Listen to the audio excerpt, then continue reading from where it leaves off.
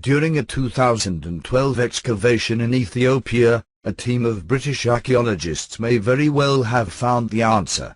The Ethiopian gold mine that may have supplied the Queen Sheba with her riches. The queen of is famous in biblical legend as the ruler who visited Jerusalem with loads of gold, in order to impress King Solomon.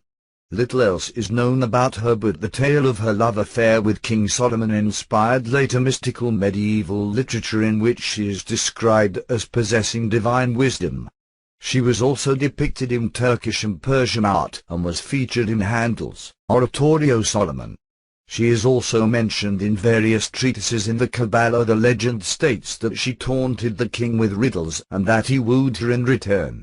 Their child, Minlight, was the ancestor of kings of Abyssinia.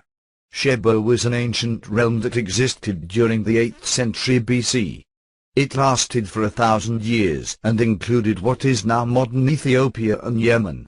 The realm traded in incense and prospered because of its links with Jerusalem and the Roman Empire.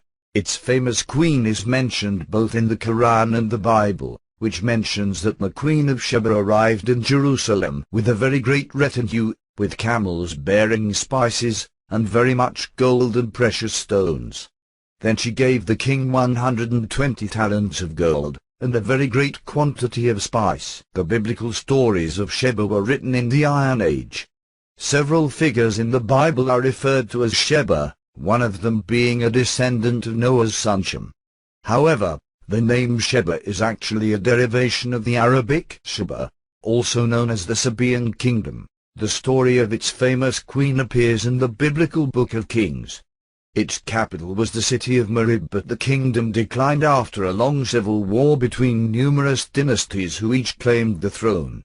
In 2012, a team of British archaeologists discovered an enormous gold mine in northern Ethiopia, along with a nearby battlefield and the ruins of a temple. The site is located on the high Gerota Plateau, and the archaeologists knew it was once part of the realm of Sheba from the 20-feet stone stele carved with the image of the sun and crescent moon, the emblem of Sheba. Despite being warned the rock was the home of an enormous cobra, Schofield crawled beneath it, where she discovered an inscription in Sabaean, an ancient language that would once have been spoken by the Queen of Sheba herself. On a mound nearby, the archaeologists discovered the ruins of an ancient temple that may have been dedicated to the moon god of Sheba. The team also discovered human bones on the site of an ancient battlefield nearby. The ancient mine is believed to have once belonged to the Queen of Sheba. It was situated on a hilltop and entered by a shaft which is buried some 4 feet below the surface. The archaeologists found a human skull in the entrance, where chisel marks are still visible. It may indeed once have supplied the Queen of Sheba's treasure house.